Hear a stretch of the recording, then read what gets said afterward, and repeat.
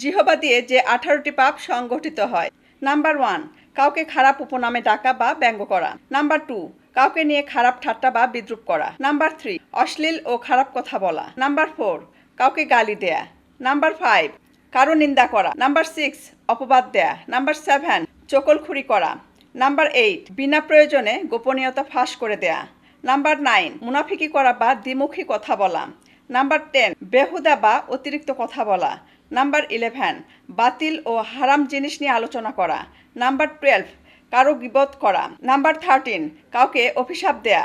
Number 14, কাউকে সম্মুখে প্রশংসা করা। নাম্বার 15, মিথ্যা স্বপ্ন বলা।